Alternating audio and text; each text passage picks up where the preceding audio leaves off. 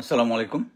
আহ, একটু দেরি হয়ে গেল, বলেছিলাম 10টার মধ্যে, বাট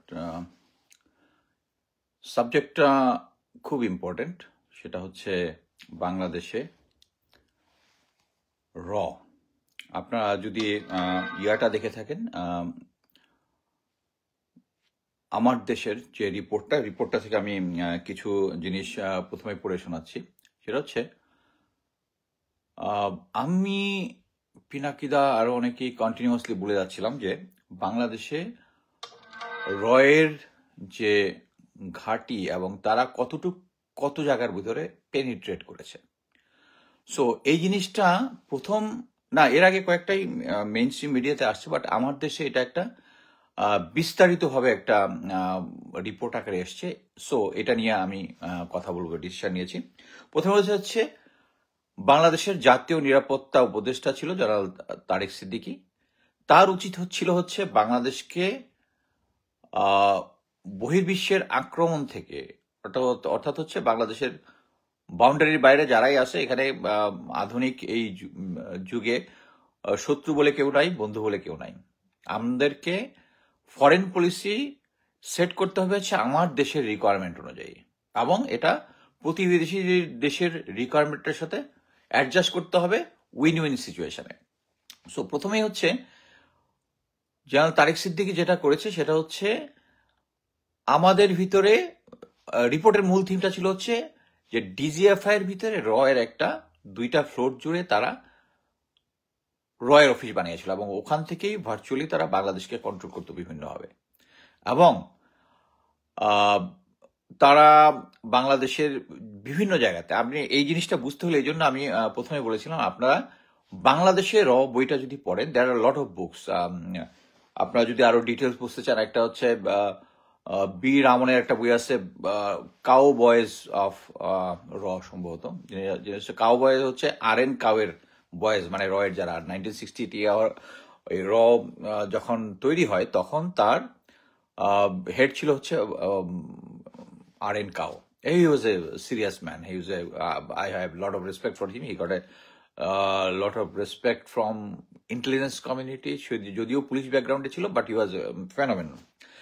বাট এবং র তৈরি হয়েছে 1968-এ, এবং 3 বছরের মধ্যে তাদের মেইন এইম যেটা ছিল পাকিস্তানকে ভাগ করা, তারা ভাগ করতে সফল হয়েছিল। 4 বছরের মধ্যে তারা ওই যে আমরা যেটা বলি লেন্দুব দর্জি, সিকিমকে তারা নিয়ে নিয়েছে। এবং তার যতগুলো প্রিন্সলি স্টেট আছে, তারা 1947-এ যখন দেশটা ভাগ হলো, তার ভিতরে যে কাশ্মীর, জুনগড়, আজকে যদি পিনাকিদার ভিডিওটা দেখেন আরো ক্লিয়ার হয়ে যাবেন। সো এগুলোর মধ্যে তাদের মেইন এইমটাই ছিল যে তাদের বাংলাদেশের ভিতরে যারা আছে, বাংলাদেশটাকে তাদের নিজের করে নিয়ে যেতে চেয়েছিল। কিন্তু যেহেতু এখানে প্যাট্রিয়টিক লোকজন ছিল, শুধু আওয়ামী লীগ ছিল না, সেই জন্য তারা এটা পারেনি। কিন্তু তারা কন্টিনিউয়াস, এবং এই শেখ হাসিনার গত 16 বছরে তারা একদম সবকিছু নিয়ে নিয়েছিল। সো এখানে আমি জিনিসটা বোঝার জন্য, মানে আপনারা যদি আচ্ছা, প্রথমে আমি যেটা করি যে আমার দেশের রিপোর্টটা বলি। সেখানে বলেছিল যে তারেক সিদ্দিকী নিরাপত্তা হিসাবে কাজটা করেছিল উল্টা, তারা বাংলাদেশকে ইন্ডিয়ার হাতে তুলে দিয়েছিল। তার একটা টিম ছিল, টিমের মধ্যে কারা কারা ছিল? লেফটেন্যান্ট জেনারেল মুজিব, আপনাদের কি মনে আছে যে 7ই আগস্ট গত বছর 253 জন ভারতীয় নাগরিককে সেনাবাহিনীর যে স্বপ্নচূড়া বিল্ডিং আছে, এই বিল্ডিং এর ওখান থেকে সেনাবাহিনীর বাসে করে এয়ারপোর্ট পর্যন্ত দিয়ে আসা হয়েছিল। এখন এটার সাথে মিলান, ওই যে এবং এটা করা হয়েছিল কার কোঅর্ডিনেশনে?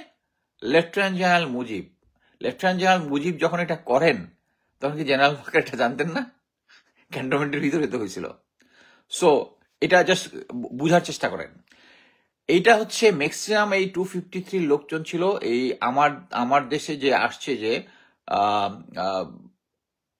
যে কচুক্ষেতের যে ডিজিএফআই এর বিল্ডিংটার 2য় এবং 3য় তলা, কেউ বলে শুধু 3য় তলা, আর এই রিপোর্টটাতে দেখলাম, আমি জানতাম শুধু 3য় তলা, এখন দেখতেছি এটা বলছে 2য় এবং 3য় তলা, এই দুইটাই। সো এখানের মধ্যে যে সমস্ত স্টাফ ছিল এর ম্যাক্সিমাম ওই 7 তারিখে। একটা জিনিস আমি বলে রাখি, তারা যদি জানতো যে তারা সিচুয়েশন এভাবে, জেনারেল ওয়াকার তো প্রথম দিন 5 তারিখে এসেই বলে দিল যে সবার গুম খুন সবকিছুর বিচার করবে, একদম 100% সবকিছু করে ফেলবে, সে হচ্ছে এই বিপ্লবের পক্ষে। কিন্তু আস্তে আস্তে সে এখান থেকে পোস্ট থেকে চলে গিয়েছে এবং বাংলাদেশকে স্ট্যাবল করতে পেরেছে। তারা কিন্তু স্ট্যাবল করে দিয়েছে, আমরা এটা মেনে নিয়েছি যে জেনারেল ওয়াকার যেটা করতেছে ওইটাই ভালো করতেছে। কারণ তার যে লেসপেন্সার যারা আছে, এই এই জিনিসটাই আপনারা ক্লিয়ার হইতেন হচ্ছে যদি বইটা পড়েন বাংলাদেশেরও। এখানে বাংলাদেশের প্রথম ডিজি ছিল সম্ভবত ব্রিগেডিয়ার জেনারেল আমিনুল হক বোধ হয় স্যারের নাম। সে তার একটা আমি জিনিসটা একটু দেখেই পড়ি। উনি ওনার একটা 2000 সালে অক্টোবরে দৈনিক ইনকালাবে ধারাবাহিকভাবে বাংলাদেশের যতগুলো যারা ডিজিএফআই এনএসআই ছিল তাদের একটা সাক্ষাৎকার ছাপা হয়েছিল। এর মধ্যে ব্রিগেডিয়ার অবসরপ্রাপ্ত আমিনুল হক বীর উত্তম উনি জানান যে ভারতের রয়ের সবচেয়ে ইম্পর্টেন্ট জিনিস যেটা করেছিল তারা, সেটা হচ্ছে তাদের যে বয়ান তৈরি করা। তারা বাংলাদেশ সেনাবাহিনীর বিরুদ্ধে একটা বয়ান তৈরি করে, যারা প্রগতিশীল ছিল, যেটা পিনাকিদার ভাষায় বঙ্গু কি জানি বঙ্গু সুশীল বা এরকম একটা বঙ্গু সুশীল একটা, যেটা এই পার্টি তৈরি করেছে যারা বাংলাদেশ আর্মির এগেনস্টে ঘৃণা ছড়াতো। এইখানে দেখেন, এই আওয়ামী লীগের 17 বছরে এসে এই জিনিসটা কিন্তু চেঞ্জ হয়ে গেছে। কেন চেঞ্জ হয়ে গেছে? তারা এখন আর্মির পক্ষে কথা বলে। এটা কিন্তু সাক্ষাৎকারে আমিনুল হক স্যার বলেছিলেন যে তাদের মোস্ট ইম্পর্টেন্ট জিনিস হচ্ছে তারা বা এই বঙ্গু প্রগতিশীল যারা আছে তাদের মাধ্যমে বাংলাদেশ আর্মির বিরুদ্ধে একটা হেট্রেড তৈরি করেছিল। তারা স্বাধীন বঙ্গবন্ধু আন্দোলনকে পালে হাওয়া দিয়েছিল, তারা শান্তি বাহিনীকে সাপোর্ট দিয়েছিল। এর কারণ একটা ছিল বাংলাদেশ আর্মির এগেন্স্ট একটা হেট্রেড করতো। বাট এখন তারা কি করতেছে, এখন যেহেতু আর্মিটা তার কন্ট্রোলে, তখন কন্ট্রোলে ছিল না, এখন যেহেতু তার কন্ট্রোলে চলে আসছে, এখন হচ্ছে বাংলাদেশ সেনাবাহিনী ভালো, জেনারেল ওয়াকার ভালো।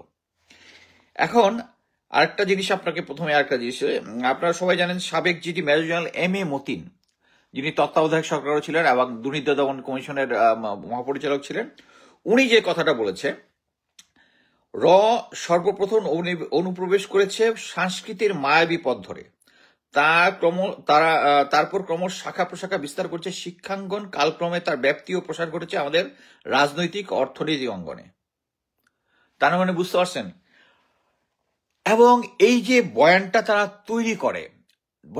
তৈরি করে, এর মধ্যে আরেকটা ইম্পর্টেন্ট জিনিস আছে। এই যে সাংস্কৃতিক কমিশন বললাম না, কোন 1991 সালের দিকে বাংলাদেশের দায়িত্বপ্রাপ্ত কর্মকর্তা ছিল মিস্টার মহাপাত্র দূতাবাসে। তার ওয়াইফ ছিল নাচ টাচ বিভিন্ন সময় করতো এবং তার ওয়াইফও ওই লাইনে ট্রেন ছিল। তারা এসে তখন বিএনপির সময় ছিল, সাংস্কৃতিক অঙ্গনে তাদেরকে ইনফ্লুয়েন্স করত। এবং বাংলাদেশের এখন যে সাংস্কৃতিক অঙ্গন যেটা আছে, এটা আপনারা জানেন যে তাদের 100%, অলমোস্ট 99.99% হচ্ছে সেই বঙ্গু প্রগতিশীল। তারা এখনো জয় বাংলা, চুপে চাপে জয় বাংলার স্লোগান দেয়। রোকেয়া প্রাচীত 32 নম্বরের সামনেই চলে গিয়েছিল যখন 32 নম্বর ভাঙা হয়। সো এখানে তারা যেটা মেইনলি কাজ করে, এই যে আমরা জানলাম যে 7ই আগস্ট রয়ের এজেন্টরা চলে গেছে, আমরা এখন জানি ঢাকা ক্যান্টনমেন্টের ভিতরে তাদের অফিস ছিল, এনএসআই এর একটা অফিস ছিল, যেটা বনানীতে একটা অফিস ছিল, হোটেল লেকশোরে একটা অফিস ছিল, যে এই রিপোর্ট অনুযায়ী।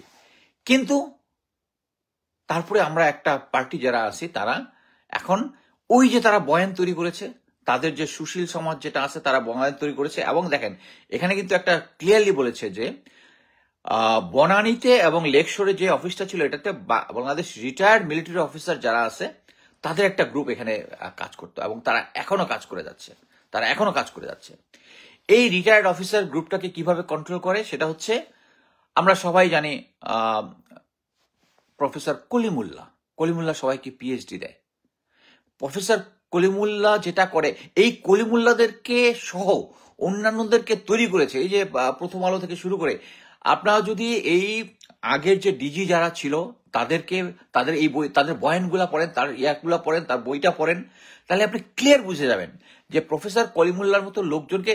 আর প্লিজ এটা মনে করবেন না যে কলিমুল্লাহ কিছুদিন আগে আমার সম্বন্ধে ওই হাসিনার আমলের ব্লিডসে প্রকাশিত একটা জিনিস, যেটাতে আমাকে শুরু করে আমার ফাদারকে শুরু করে সবার নামে যে কুচ্ছা রটাইছে, ইট ইজ নাথিং পার্সোনাল।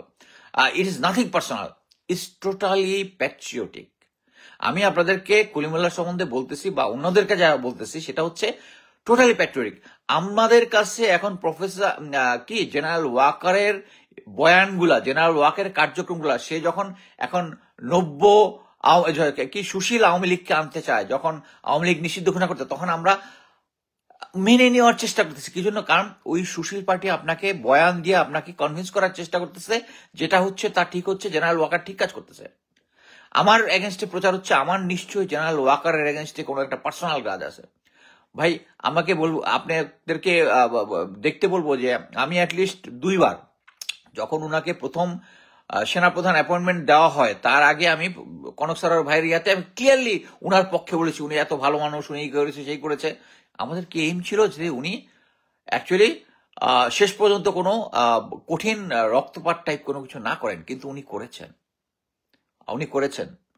আমি আপনাদেরকে ক্লিয়ার ভাষায় বলি, একটা অডিও রেকর্ড আছে যেটা পাবলিক আসতেও পারে নাও আসতে পারে। সেটা হচ্ছে যে উনি সবাইকে আদেশ দিচ্ছেন যে এখানে কোনো ছাত্র জনতা নেই, যারা আছে সব হচ্ছে সন্ত্রাসী, তাদের উপরে গুলি করতে হবে, ফার্স্ট লাইন অ্যামুনিশন, আমি গুলির কোনো হিসাব নিব না, থামাইতে হবে। এই ধরনের অডিও ক্লিপ আছে। এটা আসলে আমি একটা জিনিস বলি, এটা যদি পাবলিকও হয়, এক পার্টি বলবে এটা ডিপ ফেক, এক পার্টি বলবে এটা ডিপ ফেক, এবং ওইটার পক্ষে বয়ান আরেকটা আসবে। আমরা যখন দেখেছিলাম যে ছাত্র জনতার মধ্যে গুলি করতেছে, তখন হিন্দি ভাষায় কয়েকটা ডায়লগ হয়েছিল। এটা আমি যখন পোস্ট করি তখন এক পার্টি ঝাঁপায় পড়ছে যে এটা সিলেটি ভাষার একটা, এটা হিন্দি না। আমি যখন কি বলে জাহানাবাদ ক্যান্টনমেন্ট খুলনাতে 21 বা কতজন ভারতীয় এজেন্ট আছে এবং তারা riot control gear plus rubber bullet সহ আসে, তখন এক পার্টি একইভাবে ঝাঁপায় পড়ছিল। এর কয়েকদিন পরে সেনাবাহিনী আইএসপিআর থেকে বিবৃতি দিচ্ছিল এরকম।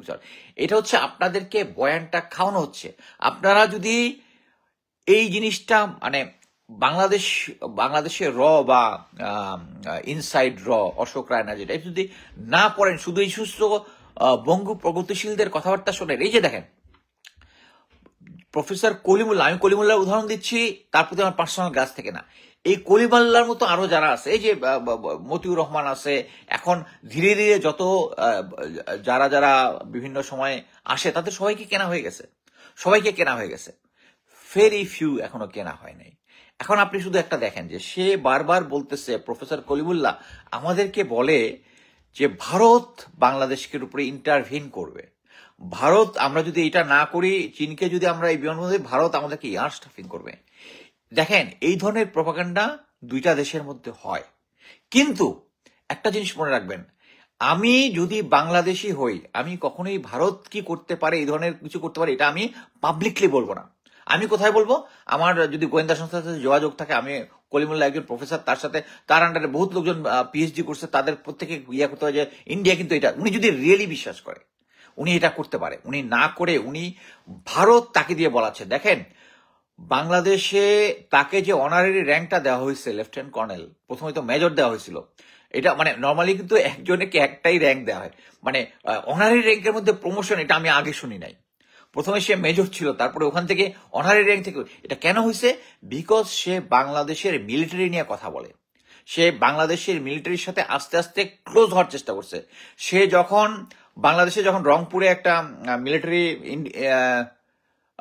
ওই যে বিউপির আন্ডারে যখন একটা কলেজ বা ইউনিভার্সিটি কিছু একটা হয়, তখন তার যে হেড ছিল একজন ব্রিগেডিয়ার জেনারেল, তাকে গিয়ে বলে একদম স্যালিউট দেওয়া, উনি হচ্ছে স্যার আমি মেজর কালিমুল্লাহ, আমার এখানে আপনার এখানে আমি ক্লাস নিতে চাই। সে ইচ্ছা করে আর্মির ভিতরে ঢুকছে, এবং তাকে মানে সে যে আমি লিখিত দিয়েছি যে সে যে বলেছে যে আমি আমি তার সম্বন্ধে মিথ্যাচার করছি, কি জন্য সে কখনো জাহাঙ্গীরনগরে ছিল না, পরে আবার বলছে প্রেশনে ছিল, এটা স্বীকার করে নাই। বাট আমার কথা হচ্ছে তার এগেনস্টে কমপ্লেন তো এটা না যে আপনি কোথা থেকে করছেন, বাট আপনার আন্ডারে লোকজন পিএইচডি করতেছে, এইটা হচ্ছে আমার কমপ্লেন, এটাই হচ্ছে আমার কমপ্লেন, যে আমাদের সবার কমপ্লেন। তার এগেনস্টে সে উনি কোথায় করেছে? বিউপিতে তাকে নিয়ে গেছে তার স্কুল ফ্রেন্ডকে লেফটেন্যান্ট জেনারেল মামুন খালেদ, উনি নিজেও তার আন্ডারে পিএইচডি করেছেন।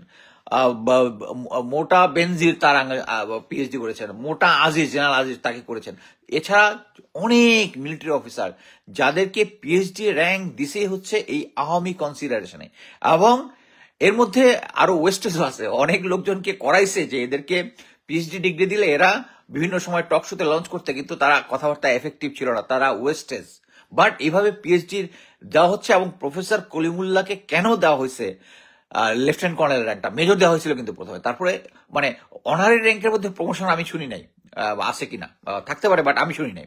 সো ওখানে তাকে লেফটেন্যান্ট কর্নেল দেওয়া হয়েছে কারণ সে বাংলাদেশ আর্মি এইটা করতে পারে, ওইটা করতে পারে, এটা করলে ইন্ডিয়ান আর্মি ইন্টারভিন করবে, এই জিনিসটার ওয়েটেজ বাড়ানোর জন্য।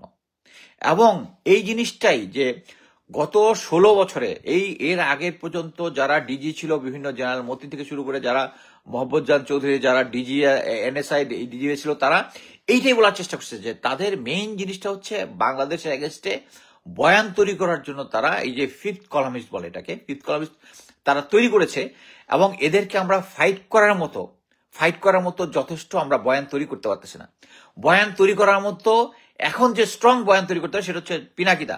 কিন্তু আমরা পিনাকিদার এখন তার পার্সোনাল জিনিসপত্র নিয়ে তার এখন মনে করেন যে আমি এখন কথাবার্তা বলি, আমার এবং সম্বন্ধে অনেকে কি বলে শেখ হাসিনার সময় অনেক কিছু ব্লিচ দিছে, আমার সম্বন্ধে অনেক কিছু মিথ্যা তথ্য দিছে, এগুলো হালে পানি পাই নাই। এখন মনে করেন আপনি একটা হালে পানি পাইলেন, মনে করেন যে আমার একটা ভিডিও অডিও কিছু একটা বাইর হয়েছে, but it does it mean that আমি এখন যে কথাটা বলতেছি যে ভারত আমাদেরকে ক্যাপচার করতেছি, it's wrong, it's not wrong. এখনকার যুগে ভারতের এগেনস্টে বাংলাদেশের প্যাট্রিয়টিক পিনাকিদা যত স্ট্রংলি বয়ান তৈরি করতে পারে আপনারা কেউ করতে পারতেছেন না, আপনারা সিম্পলি কেউ করতে পারতেছে না। জেনারেল পিনাকিদা যেরকম ভাবে বয়ান তৈরি করতেছে ভারতীয় আগ্রাসনটা নিয়ে, আমরা জানি আমি তো সিঙ্গেল ম্যান।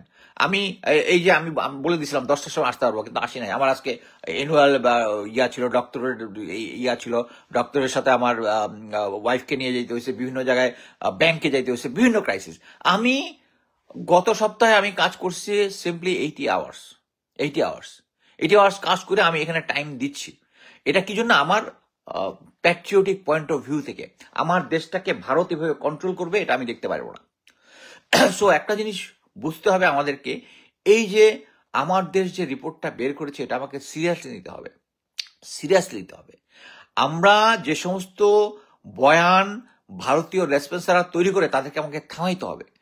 আমি অ্যাকচুয়ালি যখন আমাকে প্রফেসর কলিমুল্লাহ আমার নামে যে কথাগুলো বলছে, তখন তার নামে আমি গুগলে সার্চ দিয়ে আমি অবাক যে তার সম্বন্ধে তো কিছু বলারই দরকার নাই। তার নামে শ্বেতপত্র আছে তার দুর্নীতির। সে রংপুরে একটা কলেজের ভিসি ছিল, ওখানে কতদিন মানে বছরের কত অংশই নাকি সে ছিল। আমি আর ওইটা ইন্টারেস্টই পাই নাই পড়তে। কতদিন অ্যাবসেন্ট ছিল, ঢাকায় ছিল, ওখানে থাকার সময় কি কি করছে, যারা তাকে থ্রেট, আমাকে আরো ডেঞ্জারাস জিনিস, যারা তাকে থ্রেট দিত, তখন সে যেহেতু জেনারেল আজিজের, এই যে সেনাপ্রধান জেনারেল আজিজের কিন্তু ক্লাসমেট, আমি যেটা শুনলাম সে ক্লাসমেট, এবং সে পিএইচডি করছে, এবং সে তখন হচ্ছে ডিজিবিজিবি। সে স্ট্রেট যারা তাকে বলতো তাকে থ্রেট দিত যে গুম করে ফেলবে। সে স্ট্রেট যারা তার বিরুদ্ধে কথা বলছে তাকে গুম করে ফেলবে। এই যে শ্বেতপত্র প্রকাশ হয়েছে, তার যে এত দুর্নীতি, কেউ তাকে ধরতেছে না। কত he should be behind the bar. দেখেন, সে দুর্নীতি করছে, এটা তার প্রধান পাপ না। তার প্রধান পাপ হচ্ছে সে বাংলাদেশের এগেনস্টে সরাসরি, বিইং এ বাংলাদেশি সিটিজেন, সে সরাসরি বয়ান দিতেছে যে ভারত আমাদের অ্যাগ্রাসন করবে, ভারত আমাদেরকে ইন্টারভিন করবে, ভারত মিলিটারিলি অ্যাগ্রেসিভ হবে, ভারত আমাদেরকে কি বলে মানে বিমান আক্রমণ করবে তিস্তাতে। এটা মেনে নেওয়া যায় না। কলিমুল্লাহকে তার দুর্নীতির জন্য না, বাট আমি মনে করি তাকে ধরার জন্য সরকারের উচিত এই যে ভারতীয় লেসপেন্সার যারা আছে তাদেরকে ধরতে হবে। আমাদের কলিমুল্লাহকে ধরার সবচেয়ে সোজা, কারণ সে তার যে দুর্নীতির যে আছে, সে যে এই যে জানিপাপ যে ইয়াটা করেছে, এটা কিন্তু সে কিন্তু নিজে তৈরি করে না, যে তৈরি করছে তার কাছ থেকে আইনের মারপেচ দিয়ে সে নিয়ে নিছে। এবং এটা দিয়েই সে গত 3টা ইলেকশনে তার বয়ানের মাধ্যমে এই 3টা ইলেকশনকে সে সহি মানে কি অংশগ্রহণমূলক বলেছে। এবং এই কারণেই ভারত থেকে সে সহায়তা পেয়েছে, যার ফলে ভারত এটার সাথে বয়ানের সাথে কোইনসাইড করছে এবং তারা সরকারটা টিকে গেছে। এরকম একটা কালপিটকে আমরা এখনো কথা বলতে দিচ্ছি এবং সে এখনো সগর্বে ভারতের এগেনস্টে কথা বলতেছে। সো আমি একটা জিনিস বলি যে এই যে আপনার এই রিপোর্টটা পড়লেন, এখন আপনার কার্যক্রম কি? বাংলাদেশের ডিজিএফআই এর ভিতরে তাদের ইয়া ছিল, বাংলাদেশের যারা মিলিটারি ইয়া ছিল। দেখেন, জেনারেল মুজিব যখন পালিয়ে গেল তখন তো বাকিদের সাবধান হওয়ার কথা ছিল না? সো এই যে টিম মেম্বার যারা ছিল, বলছে তাবরেজ শামস, আকবর, জেনারেল হামিদ, সো এরা তো তখন দেশে ছিল। তো জেনারেল ওয়াকারের কি করার কথা ছিল? উনি যদি ইয়া না হয়, মানে উনি বলতাম উনি রওনা, উনি একজন সহি সহি তাহাজ্জুদের নামাজ পড়া সেনাপ্রধান, তাহাজ্জুদের নামাজ পড়া, তাহলে ওনার কি করা উচিত ছিল? ওইগুলাকে ধরা উচিত ছিল না? ধরেছে উনি? তারপরে কি করেছে, গুম খুন কমিটি যখন তাদেরকে অ্যারেস্ট করতে চাইছে, তাদেরকে পার করে দিছে, ভারতে পার করে দিছে।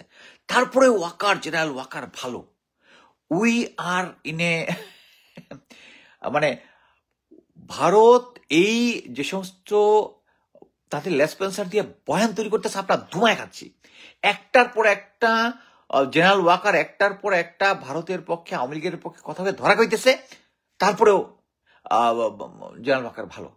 আমি জেনারেল ওয়াকার সম্বন্ধে বিভিন্ন জিনিস লিখি, এটা আমার কাছে পার্সোনাল জিনিস, it's nothing personal, it's nothing personal. General Waker যদি থাকে, বাংলাদেশের এই যে রয়ের যে কানেকশন যেটা আছে কখনোই যাবে না। আমি একটা সিম্পল উদাহরণ বলি। আপনারা সবাই জানেন যে জেনারেল হামিদ ছিল ডিজিএফআই, উনি চলে গেল, উনি আয়নাঘরের কিছু ধ্বংসপ্রাপ্ত করছে। তারপরে আসলো general Faiz, lieutenant general Faiz sir আসলো, উনি এসে জেনারেল ওয়াকারের কথা অনুযায়ী আয়নাঘরের বাকি ধ্বংসাবশেষ ঠিক করছে। বাট উনি হচ্ছে সিনিয়র, যা বলে তাই শুনবে, উনি শুনছে। But at the same time উনি কিন্তু একটু চেষ্টা করেছিল, আমি যেটা শুনেছি, চেষ্টা করেছিল এই ভারতীয় আধিপত্যটার যে যেটা ডিজিএফআইয়ের ভিতরে, এটা একটু কমানোর চেষ্টা করছিল। উনি যেহেতু উইথ এ রিপুটেশন উনি আসছে, এখানে আসছে, ধামধাম করে তাকে প্রমোশন দিয়ে এখান থেকে সরাই দিছে। প্রমোশন দেওয়ার জন্য কিন্তু টাইমে নেয়, কি জন্য? কারণ উনাকে এখানে থেকে সরাইতে হচ্ছে, ওইটা হচ্ছে এই মেইন, যে উনি যদি ওখানে থাকে দীর্ঘদিন, তাহলে হয়তো এই জিনিসটাকে, কিছু জিনিসপত্র আছে জেনারেল ওয়াকার সরাসরি বলতেও পারবে না, সরাসরি তো ভারতের পক্ষে কথা বলতে পারবে না। He was not part of that team, যে টিমের কথা আমার দেশে বলছে। বাট উনি লেফটেন্যান্ট জেনারেল ফয়েজ স্যার যখন এই খাতটা শেষ হয়, ওখান থেকে গিয়ে উনি ওনাদের ব্যাচের একটা মানে ডিনার পার্টিতে উনি ক্লিয়ারলি বলেছেন, আমি চেষ্টা করেছি কিন্তু ভারতীয় দাদাদের জন্য পারি নাই। সিম্পলি তাকে এই প্রমোশনটা তখন না দিয়ে, মানে দেয়ার আর লট অফ ক্যান্ডিডেট আরো ছিল, সরকার তখন নতুন, ধুমধাম করে স্যারকে এবং জেনারেল মাইনুরকে একসাথে প্রমোশন দিয়ে দিল। এখান থেকে মেইন এইম ছিল হচ্ছে তাকে ডিজিএফআই থেকে সরানো, এবং এনে তারপরে পারফেক্ট লোক আবার মেজর জেনারেল জাহাঙ্গীরকে এখানে এনে বসানো হয়েছে। সো প্রাথমিকভাবে আমি এনএসআইতে সেম জিনিস, major general Farid with a good reputation, good human being, ভালো কোয়ালিটি, সবকিছু আছে। কিন্তু সে আসার পরেও সেম জিনিস, পলিটিক্যাল ইনফ্লুয়েন্সটা কমেছে। আমি একটু ধরাধরি করার পর পলিটিক্যাল ইনফ্লুয়েন্স কমেছে, এখন আছে। এবং he is also family background from বাম রাজনীতি অ্যান্ড আওয়ামী লীগ। বাম রাজনীতি তো সবসময় আওয়ামী লীগের সাথে পরকিয়া করে আজীবন। সো এখনো এদেরকে, এই পার্টি যারা আছে এবং ডিজিএফআই এনএসআই যে জেনারেল ওয়াকারের সাথে মিলে আছে, এবং তারা যে সরকার, বর্তমান সরকার যে আছে তাদেরকে সাপোর্ট দিচ্ছে না, এটা আমি কনফার্ম হয়েছে, 100% কনফার্ম হয়েছে। এই যে প্রফেসর জেনারেল ওয়াকার যেদিন অফিসার অ্যাড্রেসটা দিয়েছিল, সেই অফিসার অ্যাড্রেসে ক্লিয়ারলি তখন বলেছিল যে আমাদের তো দেয়ালে পিঠ থেকে গেছে দুইজনই, এই জন্য জেনারেল ওয়াকারকে সাপোর্ট করতেছে। একটা জিনিস মনে রাখেন, এই খলিলুর রহমান যখন আসে, তখন প্রথম থেকেই এই যে উনি এসেছিলেন, উনার একটা ব্যাকগ্রাউন্ড আছে। যখন জাস্টিস লতিফুর রহমান একদিনের মধ্যে 1800-র মতো লোকজন চেঞ্জ করে একটা ফেয়ার ইলেকশনের সৃষ্টি করেছেন, এটার ব্যাকগ্রাউন্ডে ছিল এই খলিলুর রহমান। এটা আমি আগেও একটা ইয়াতে বলছি। সেম জিনিস এখন আসার পরে উনি যখন এই জিনিসটাকে ক্লিনজিং করবে, উনার দেশপ্রেমে আমার কোনো ডাউট নাই। উনার ফরেন সার্ভিসে মানে নাম্বার অফ পিপলের সাথে আমি কথা বলেছি। তো উনি যখন এটা করতেছে, এবং উনি ভার্সাস হচ্ছে জেনারেল ওয়াকার এখন পর্যন্ত যারা ভারতীয় লেসপেন্সার যারা আছে, যে সমস্ত জেনারেলরা এই সমস্ত সাথে জড়িত, তাদেরকে এখনো সাপোর্ট দিয়েছে। আপনাকে আরেকটা ইন্টারেস্টিং জিনিস বলি, এর আগে 25 জন জেনারেল প্লাস পুলিশের কিছু ইয়া নিয়ে এদের নামে দেশ থেকে নিষেধাজ্ঞা বেরিয়েছিল না, ইফ ইউ রিমেম্বার। কয়েকদিন আগে শুধু একজনের বেরিয়েছে, সেটাকে লেফটেন্যান্ট জেনারেল মামুন খালেদ। কারণটা কি জানেন? সেটা হচ্ছে উনি গুম কমিশন এবং মানে সরকারের এই সমস্ত যে গুম কমিশন প্লাস দুর্নীতি যারা ইয়া হচ্ছে, এদেরকে বুঝাচ্ছে যে উনি রাজসাক্ষী হবে, রাজসাক্ষী হবে, সবার কথা বলে দিবে উনি। উনি আমি একটা জিনিস বলি, আমার দেখা স্মার্টেস্ট লোকজনের মধ্যে সেনাবাহিনী চিকন বুদ্ধি যেটা আছে, উনি হচ্ছে নাম্বার 1 আমার দেখা চিকন বুদ্ধিওয়ালা লোক। 4 মাস 5 মাস পরে গুম কমিশন বুঝতে পারছে যে মাউন্ট খালেদ তাদেরকে কোনো ইনফরমেশনই দেয় নাই, কোনো ইনফরমেশন দিয়ে শুধু ম্যানিপুলেট করার চেষ্টা করছে। দেন ফাইনালি তার নামে, এবং উনিও বিদেশে পাড়ায় গেছিল, উনি দেশে ফেরত আসছে, এসে ভাবছিল এটা ম্যানেজ করে ফেলবে। এখন উনি এখন দেশে আছে, দেশের উপর নিষেধাজ্ঞা দিয়ে দিয়েছে। এরাই ছিল হচ্ছে মূল বাংলাদেশে ভারতীয় লেসপেন্সার। এখন আপনারা যে একটা জিনিস বলেন যে বাংলাদেশ যদি ভারতীয় আধিপত্যবাদের ইয়াতে যদি না ইয়া করতে পারে, মানে এটা থেকে যদি না ছুটতে পারে, বাংলাদেশের কোনো মানে অ্যাকচুয়ালি বাংলাদেশ ইন্ডিয়া অলরেডি তার প্রাথমিক অ্যাচিভমেন্টটা করে ফেলছে, আমাদেরকে দ্বিধাবিভক্ত করে ফেলছে। যারা এন্টি ভারতীয় কথাবার্তা বলে, আমার নামেও কিছু বাইর করছে যে কলিমুল্লাহকে দিয়ে একটা বয়ান দেওয়া দিচ্ছে, সত্য হোক আর না হোক। আর যেহেতু দাদার এগেনস্টে কিছু সামাজিক কিছু ইয়া আছে, এটা নিয়ে এখন শুধু এটা নিয়ে, বাট কথা হচ্ছে এখন আমার নামেও যদি কোনো কিছু হয়, আমি যে এই কথাগুলো বলতেছি এগুলো মিথ্যা না। আপনাদের এইটা মনে নিতে হবে যে আমি দেখলাম যে পিনাকি দাদা আজকে একটা ছবি দিচ্ছে, যে এটা হচ্ছে কোরো অফিসের মধ্যে, আজকের কোরো অফিসে এখনো শেখ মুজিবের ছবি লাগায় আসছে। অ্যাকচুয়ালি এই ছবিটা আমি পেয়ে আমাদের মিলিটারি, আমি সবকিছুতে মিলিটারি সবকিছুতে পাবলিক করতে চাই না, আমি একটা ছবি দিলাম গ্রুপে আমাদের রিটায়ার্ড অফিসার ফর্মে, কিছুক্ষণ পরে দিয়ে দাদা ওটা আপলোড করতেছে কোরো অফিসে, মানে someone has given it to দাদা। কিন্তু জিনিসটা এখানে থিমটা হচ্ছে এখনো ক্যান্টনমেন্টের ভিতরে বঙ্গবন্ধুর ছবি লাগানো আছে, ভিএম এর যে শেখ মুজিবের মূর্তিটা আছে এটাকে কাভার করা হয়েছে, বাট এখন আছে। সো আমরা শুধু এইটা শুধু জিনিস দেখবো না, there is a lot of evidence. যারা আওয়ামী লীগের বড় বড় নেতা ছিল, এদের প্রত্যেকেই আর্মি, জিওসিরা, সেনাপ্রধান পার করে দিছে। এর পরেও এখন বলেন এটা থেকে উত্তরণের উপায় কি? উত্তরণের উপায় হচ্ছে জেনারেল ওয়াকারকে সরাই দিতে হবে। জেনারেল ওয়াকারকে না সরাই দিলে, এবং যারা নেক্সট পরবর্তীতে 20-25টা জেনারেল আছে যারা গুম খুন, আমি বলতেছি গুম খুন এগুলোর সাথে জড়িত, তাদেরকে যদি না সরান, এই আওয়ামী ভারতীয় যে অক্টোপাস আছে এটার থেকে যেভাবে আমাদেরকে দড়া রাখছে, এখান থেকে আমরা বেরোতে পারবো না। আমি শুধু এইটুকুই বোঝানোর চেষ্টা করতেছি যে আমাদের উচিত যে জিনিসটা, এখন আমি সরাসরি মিলিটারি গিয়ে বলবো যে মিলিটারিতে যারা সার্ভিং আছেন তারা চান না আমরা যেভাবে ট্রেনিং করেছি, আর ভারতের প্ল্যানিংটা হচ্ছে খুব সূক্ষ্ম, খুব আস্তে ধীরে। যেমন আমরা জেনারেল ইকবাল করিম ভুইয়াকে খুব জানি, কিন্তু উনি কিন্তু ওই যে উলফ্ল্যান ইয়াটা করে দিছে। উনি দেখবেন অফিসারদের মধ্যে যখন ইয়াগুলা হয় যে ইউনিফর্ম চেঞ্জ করছে কে, জেনারেল ইকবাল করিম ভুইয়া থেকে এই ভারতের মধ্যে সবুজ ড্রেস শুরু। হ্যাঁ, অনেকে বলে এটা জেনারেল মবিনের সময় থেকে টেস্টটা শুরু, ইটস ট্রু, জেনারেল মবিনের সময় থেকে টেস্টটা শুরু হয়েছে। আপনি কি মনে করেন না যে জেনারেল মবিনের মতো একটা জেনারেল যে একটা আর্মিতে একটা নতুন জিনিস ইন্ট্রোডিউস করবো, প্রথমে ইউনিফর্মটা আমি পরে ছবি দিব? হয়তো না, হয় নাই। কারণ কি, উনি জানে এটা নিয়ে রিপার্কেশন হবে, বাট উনি কিন্তু দেওয়া যায় না, উনি চলে গেছে নেক্সট টেস্টের ট্রায়াল উনি করছে, বাট এটা ফাইনালি জেনারেল ইকবাল করিম ভুইয়া থেকে শুরু হয়েছে। সো আমি আরো ঘটনা দিয়ে বলছি যে ইন্ডিয়া যখন 16টা ব্যাটালিয়নকে তারা ইনফেন্ট্রি ব্যাটালিয়নকে তারা, এটা নিয়ে আমি ডিটেলস লিখছি, তারা প্যারা ইনফেন্ট্রি করতেছে, আমরা তখন আমাদের 2টা ব্যাটালিয়নকে প্যারা ইনফেন্ট্রি করছি, যেখানে আমাদের 2টা প্যারা কাউন্টার ব্যাটালিয়নকে ট্রেনিং দেওয়ার জন্য সাফিসিয়েন্ট এয়ার অ্যাসেট নাই।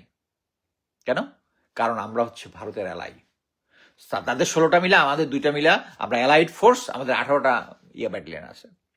সো এই জিনিসটা থেকে আমাদেরকে বেরিয়ে আসতে হবে। আমি আগেই বলেছি যে আহ, আমাদের বর্তমানে এখন বাংলাদেশে জিনিয়াস থেকে আমি জানি খলিল সাহেব একজন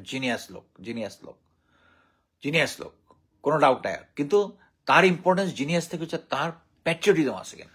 আমি আপনাকে বলি, আমি আমার সম্বন্ধে যে কলিমুল্লাহ বা অনেকেরা বলে যে একদম মিডিয়কার অফিসার ছিল বা এভারেজ অফিসার ছিল, ইটস ট্রু। আমি কিন্তু স্টাফ কলেজ করি নাই, কিন্তু আমি গোয়েন্দা সংস্থাতে চাকরি করছি, কমান্ডোতে চাকরি করছি। আমার ব্যাপারে আমি যেটুকু আছে ওটুকু আমি ফ্লারিশ করেছি। আমি মনে করি যে আমি আর্মিতে লেফটেন্যান্ট কর্নেল হয়েছি, আলহামদুলিল্লাহ, this is it's a good rank. আমাকে যখন এই যে বঞ্চিত অফিসার হিসেবে বলছে, আমি কিন্তু অ্যাপ্লাই করিনি, কারণ আমার কাছে বলছে লেফটেন্যান্ট কর্নেল পর্যন্ত আমি হয়েছি, আলহামদুলিল্লাহ। কিন্তু এই জিনিয়াস অফিসাররাই বাংলাদেশ, এই যে বললাম না lieutenant Mamun Khaled genius officer, কিন্তু প্যাট্রিয়টিজম নাই। এই যে বিভিন্ন রিপোর্টের মধ্যে দেখেন যে বাংলাদেশ সেনাবাহিনীর অফিসাররা এবং অন্যান্যরা একটা জিনিস দেখেন, সিভিলিয়ান, আমাকে সবাই বলে যে সিভিলিয়ান সচিব, পুলিশ, এরা যে এত করতেছে, আমি তো ওদের চাকরি করি নাই, ওরা আজীবন এগুলো করে গেছে, ওরা শুরু থেকে দুর্নীতি এগুলো সবকিছু করে গেছে। বাট আমরা যখন এখানে জয়েন করছি, উই টুক দ্য লিড। আমরা গুম খুন থেকে শুরু করে, এই যে এখানে যে লেফটেন্যান্ট মেজর জেনারেল সিদ্দিকের কথা বলা হইলো, লেফটেন্যান্ট আরেকজন হচ্ছে মেজর জেনারেল আবু সাইদ স্যারের কথা, আবু সাইদ স্যারের কথা বলা হলো। হি ইজ দ্য ম্যান, বাংলাদেশের প্রথম, বাংলাদেশ আর্মির রিটায়ার্ড অফিসার, প্রথম সে 200 কোটি টাকা কালো টাকা সাদা করছে 25 কোটি টাকা ট্যাক্স দিয়ে। বাংলাদেশ আর্মিতে disgusting thing. Major general Abu Saeed আসছিল এখানে, গত বছর আসছিল, আমার ক্লোজ একজনের বাসায় ছিল, আমাকে ভুলেও বলে না যে উনি আসছেন। একটা জিনিস দেখেন, সেনাবাহিনীরা, আমি যখন সেনাবাহিনীতে ঢুকেছি তখন একটাই ছিল, প্রাইড ছিল, তখন ইউএন মিশনও ছিল না। আমরা জাস্ট সম্মান বাংলাদেশকে সার্ভ করার জন্য আসছিলাম। এখন বাংলাদেশ আর্মির ভিতরে এখন এই দুর্নীতিগুলা ঢুকায়া মানে এমন একটা সিচুয়েশন তৈরি করছে। এই যে জিয়াউল হাসান, আমার কোর্সমেট, তার বাসায় কিন্তু 3 ট্রাঙ্ক না 4 ট্রাঙ্ক ফরেন কারেন্সি পাওয়া গেছে। ফরেন কারেন্সি চিন্তা করতে পারবেন না। এখনো সে এই টাকাগুলো খরচ করতেছে বিভিন্ন জায়গায় তার পক্ষে কথা বলার জন্য। সো এখন বাংলাদেশের সিচুয়েশন যেটা আমরা সবাই জানি, আওয়ামী লীগ সরকার বিভিন্ন সময় বিভিন্ন হাজার কোটি টাকা পাচার করছে।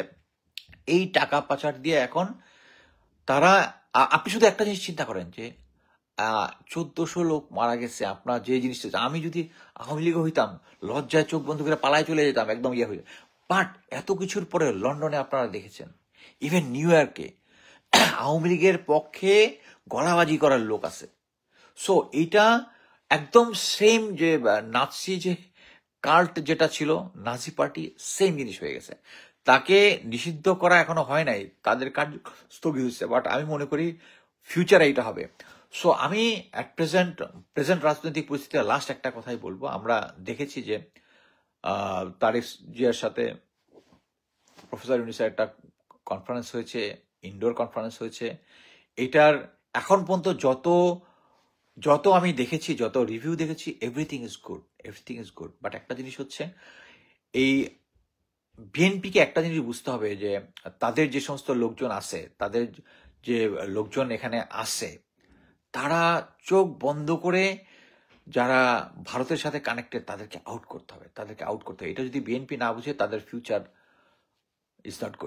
Is not good. বাংলাদেশের এখন যে বর্তমান পলিটিক্স, এই পলিটিক্স হচ্ছে এন্টি ভারতীয়।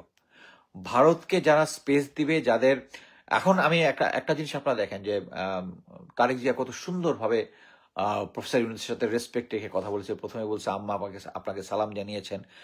He is from a military family, তার ফাদার একজন গ্রেট জেনারেল ছিল, প্রেসিডেন্ট ছিল, এবং এটা সবাই স্বীকার করে যে তার সময়ই বাংলাদেশের পররাষ্ট্রনীতি একমাত্র স্ট্রং ছিল। এই যে ভারত আমাদেরকে এইভাবে আষ্টে পৃষ্ঠে জড়ায় রেখে আমাদেরকে চাচ্ছে তাদের পররাষ্ট্রনীতি হিসেবে আমরা চলবো। আমরা অলরেডি ভারতের পররাষ্ট্রনীতি ফেস করে মায়ানমারের সাথে এবং ইয়ার সাথে আমরা সম্পর্কটা ক্রাইসিস করে ফেলছি। কিন্তু এখন এই সিচুয়েশনে যদি বিএনপি যে প্রথমে ডিসিশনটা ভুল নিছে, যে জেনারেল ওয়াকারকে সরানোর ব্যাপারে তারা ভুল ডিসিশন নিছে, ছুপ্পুকে সরানোর ব্যাপারে তারা ভুল ডিসিশন নিছে, এগুলো থেকে বেরিয়ে আসতে হবে।